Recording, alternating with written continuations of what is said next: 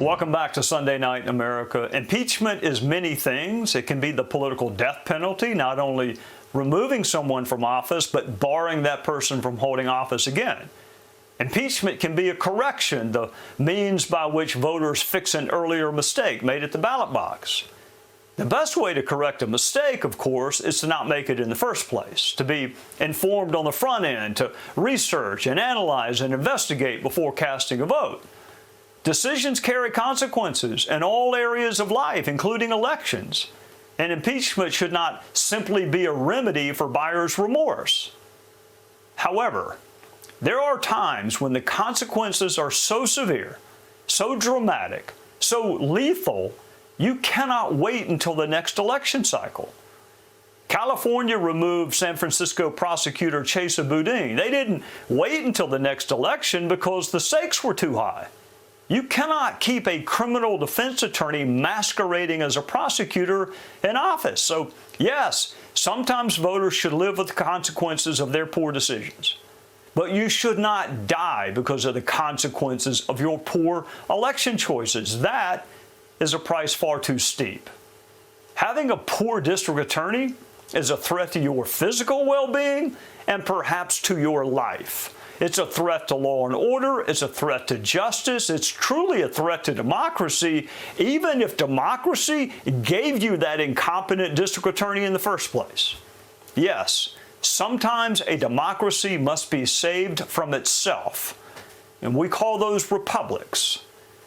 Prosecutors have a unique role. They not only enforce the law, they make decisions which impact how the rest of us view the law and our justice system. Prosecutors who cut corners or break the rules run the risk of convicting and incarcerating innocent people. And that is an affront to justice and a threat to freedom. They should be removed. Do not wait until the next election because the consequences of waiting are too severe.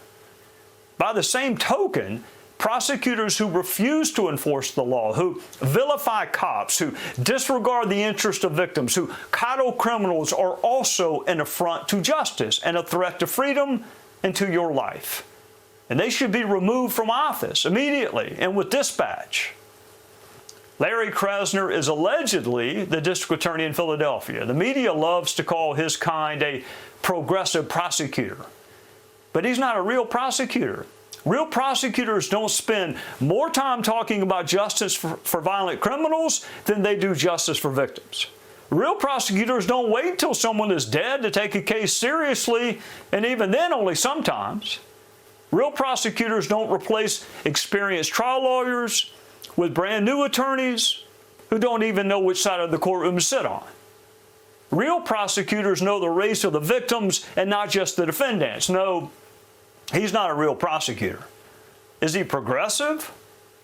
I don't know. Do you consider a skyrocketing murder rate to be progress? Do you consider more victims of violent crime to be progress? Do you consider dismissing violent crime cases to be progress? Do you consider letting the same criminals out of jail time after time after time to be progress? There's a job for the Larry Krasners of the world. It's in a public defender's office or the sociology department of your local community college. But it's not district attorney.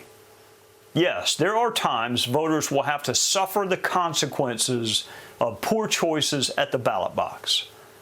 Prosecutors who refuse to enforce the law, who put criminals ahead of victims, who summarily disregard the law because they wish the law was different, are an immediate threat to public safety. And anything that's an immediate threat to public safety should be removed from office. Prosecutors literally make life and death decisions. And when it comes to life and death, you only get one of each. If you have a prosecutor who doesn't know whether to value your life more or the life of the person trying to take your life, get rid of that prosecutor just as fast as you can. Hey, Sean Hannity here. Hey, click here to subscribe to Fox News YouTube page and catch our hottest interviews and most compelling analysis. You will not get it anywhere else.